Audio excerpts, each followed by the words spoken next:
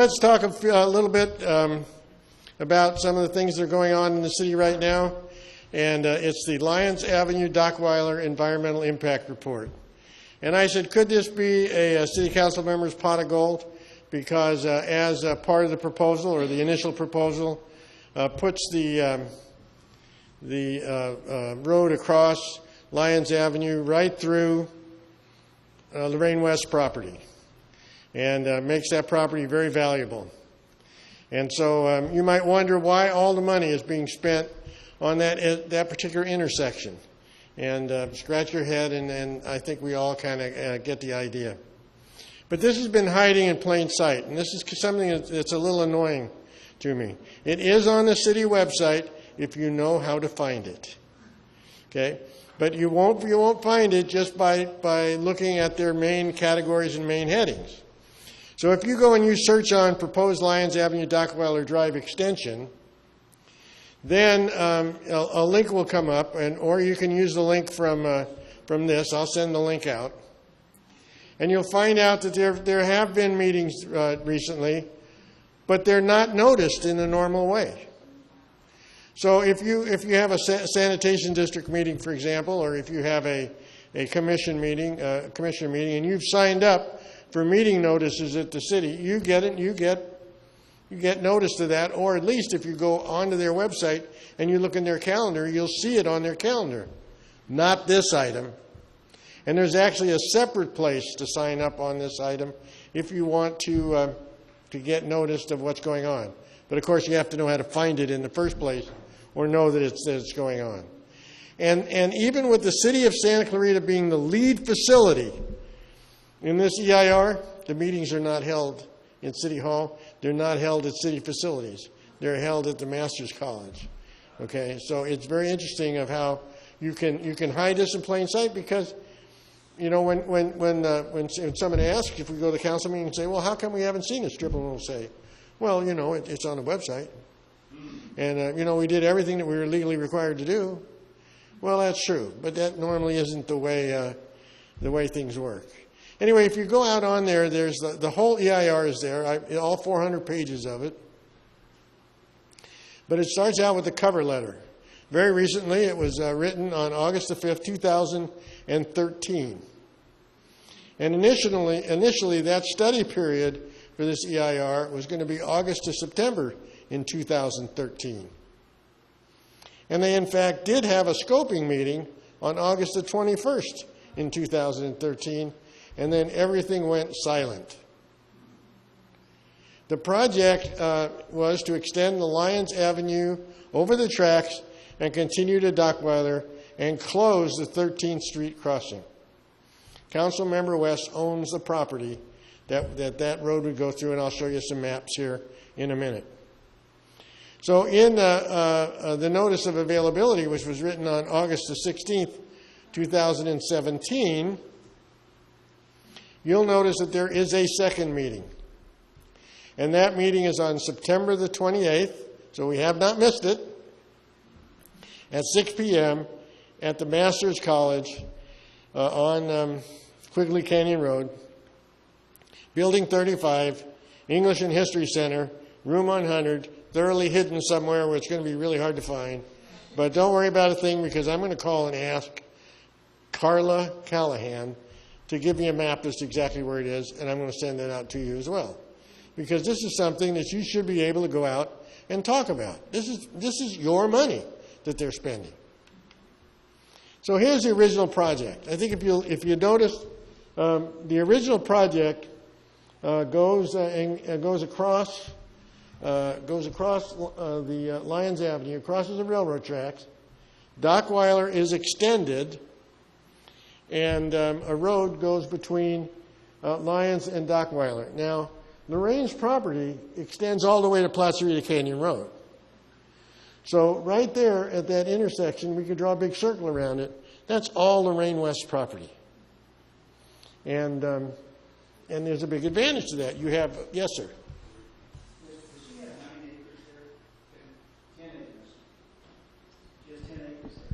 10 acres. pardon me for interrupting you, but it just occurred to me as you were talking how significant this is. It would seem to me that our community really needs to know all about this, and a good way of getting the word out, a YouTube video. It'll go on social media. It'll spread like wildfire. Well, we're going to do that, and it's just within the last few days that I became aware of it, and I started looking for it, and I found all the information. So you best believe that I will be out on social media, particularly to get people from the Clarita Property Owners Association to that September the 28th meeting, because I know they don't want it. Yes, sir. Huh? Do what? Oh, okay. Well, I'll talk to my editor and see what I can do about keeping this quiet. But there's some alternates proposed. And one alternate one, because every EIR has to have some alternates to talk about. And alternate one is to leave the 13th Street crossing open and still build the exact same projects, but include, and it was really interesting because I didn't quite understand exactly what they were saying, and they didn't have a map pictorial of it, but build another road that's going to intersect where that arrow is with a question mark and make that a 5-way intersection. And it's going to go from the Master's College to there. But then to leave that 13th Street crossing open. But I was looking at this, and if you are familiar with the area, you'll notice that down at the bottom of the page, it says Metrolink, right? And that Metrolink, that's Market Street, and Market Street also is an at-grade crossing, and crosses the freeway as well. Doesn't it look a lot closer to Master's College than the other two? If they're really doing this to benefit Master's College and provide a access into Newhall and easy access to Master's College, isn't that the closest crossover place to use? But they don't even talk about this. It's not included in this at all, but I'll make sure to ask that question when I'm there on the 28th. Now this is alternate 2. Alternate 2 still has that 5-way extra road, but it's the same project except don't build the Lyons crossover, don't build the Lyons at-grade crossing, just use 13th Street. And it turns out that in the EIR itself, this is the most environmentally sound, a preferable alternate to use. And we'll see how they try to tell us that that's not really, it's really better to go the other way. So to summarize this, if you got to look what happens, closing the 13th Street crossing devalues the 13th Street property, because all of a sudden they're going to get stuck in there with no way to get there except to go around the corner and to get to that location. There are businesses on there, so it'll impede business and it'll devalue certain people's property. Not building the Lyons crossing, it benefits the property owner, which is Lorraine West. And if you don't build a crossing, it does not increase the value of her property. And that's why we've been saying for a long time, why are we putting all this money into this intersection? Why is this Taj Mahal of a library, which we could have got a 10,000 square foot library built for us by the county as a part of their normal way of doing business? Why do we need to have a 20,000 square foot library? Why is it as tall as it is? Okay, and why all of a sudden did we give Lemley and Serrano 160, 170 parking spaces in a 372 parking space structure, which we're going to invest $15.2 million and give them money to ask them to stay in business for 15 years? Why is this all happening at this intersection? And all of a sudden, I think it becomes fairly obvious what's going on. So I also listen to the city all the time talk about how business friendly we are. Well, I guess it depends on which business we're talking about and who owns it, because certainly this is not business friendly to the existing businesses 13th Street and Arch are really can use an upgrade. And lastly, Dockweiler has a problem. If you go to the top of Dockweiler, there is a condo complex that was built on the top of Dockweiler. And it's an interesting location because just like most things built here in the city, it's underparked. There's not enough parking inside the facility. So people are parking up and down both sides of the street. Now, they live on top of a hill. It's not like if you were living on the flat ground and someone said, well, you can't park in front of your complex anymore. You got to go down the street, a block. This is on top of a hill. So part of the Dockweiler plan is to make it 2 lanes in each direction and eliminate parking. And the question was, I always ask this question, I said, well, where are these people going to park? And the answer I get was, well, they should have known when they moved in. They knew that sometime this was going to happen. That, to me, is not an acceptable answer. And we need to go make sure not only does this kind of stuff, go the right way, but adequate parking is provided in the different areas that do business in our city. And that's why right when we started, the Newhall parking issue is as important as it is. Are there any questions about this? Yes. Hold on. Here comes the mic.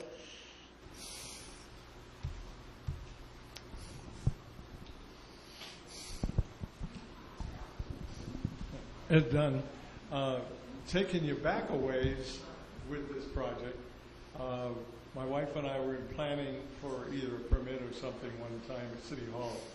And George Caravello was the manager at the time. And there was a local engineering fellow talking to the planning commission, and he said, we can't fly over the Lyons. It doesn't come down till past Newhall Avenue. It doesn't fit, it messes everything up. We've got to go at grade. Well, the bad thing about that is they told us when we wanted Ruther at grade and no flyover and all the expense of Cross Valley Connector, they said, no way, Southern Pacific doesn't allow it on that railroad, too much traffic. But all of a sudden now Southern Pacific allows the Dockweiler to be at grade because it has to be at grade. Mm-hmm. And so I went to George Caravello and I said, what's going on? I hadn't heard there was anything going on there. He said, I don't know a thing about it. So it was quiet even back then. It was quiet. Yeah, and it's amazing to see how this is going on. But I do recall that Lorene had the same problem when she was a planning commissioner. She wanted a property reclassified commercial, and they said, well, you better wait. And they put her off for a couple of years or so, and then they did classify her property commercial. And she rents half of her property out to the Green Nursery. Joan Dunn, and I have an idea, because when they were talking about this, I remember Buck McKeon had come out and was kind of showing how that road would go over that big, huge hump. And I thought at the time I was so disturbed about it because I saw how bad the parking was on Dockweiler that I think that we should really target all those people that live in those units over there because they are not going to believe this is going to happen to them. Well, they were very unhappy last time this came up. We'll see. I'm sure they're going to be very unhappy this time, but we need to let them know. Could I have one more short one? Sure. Well, we had occasion, being activists, et cetera, to walk that up through Dockweiler. And the earth up there before you get to where the apartments are is about 4 foot wide. And it's straight down both sides, and there is also a running stream. So it's going to cost a fortune removing earth and building all the reinforced structures, et cetera, to hold the earth to try and put a road through there. Yep. Not worth it. We'll see what happens.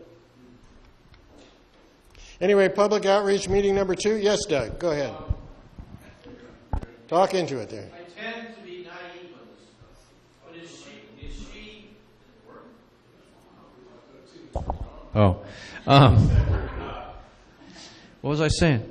Is Lorraine, she can't be actively involved in this, or does she have people kind of in the shadows? I mean, enlighten me. I don't know this stuff. Well, when the vote comes up, she will recuse herself and go in the back room. Right? She will recuse herself and go in the back room. Anybody that believes that she never discusses this with anybody, or she's not pushing this, is naive at best. So, you know, it's things like this don't happen unless you are able to exert pressure, and she is known for exerting pressure in that way. So, notice of availability, that meeting number 2, September the 28th at 6 p.m. Yes, I will put it out on social media at the Masters College and at this location, Building 35, English and History Center, room 100. I'm surprised they don't list the seat number. And Carla Callahan is the person to talk to at 286-4130.